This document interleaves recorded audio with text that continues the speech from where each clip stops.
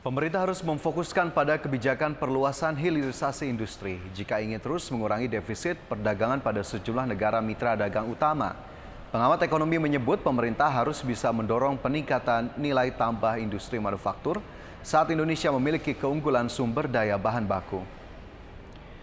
Defisit neraca perdagangan non-migas yang sebagian besar masih diakibatkan impor bahan baku mesin dan peralatan elektronik lainnya harus ditekan dengan mendorong ekspor industri yang lebih baik.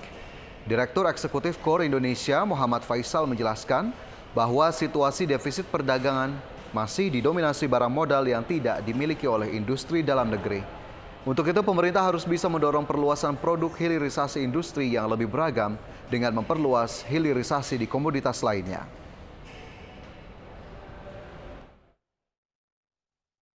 Dan jika ekspornya bisa didorong, jadi artinya bukan hanya untuk memenuhi kebutuhan dalam negeri saja, tapi juga untuk berorientasi ekspor, maka ini bisa kemudian meningkatkan kinerja ekspor Indonesia termasuk kepada negara-negara yang selama ini Indonesia mengalami defisit, seperti Tiongkok, Australia, dan juga Thailand.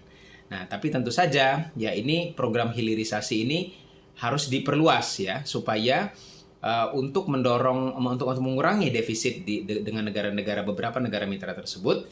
Ini kita punya keunggulan dari sisi ekspor manufaktur yang tidak hanya pada satu atau dua jenis produk manufaktur tertentu. Jadi misalkan hanya kendaraan listrik.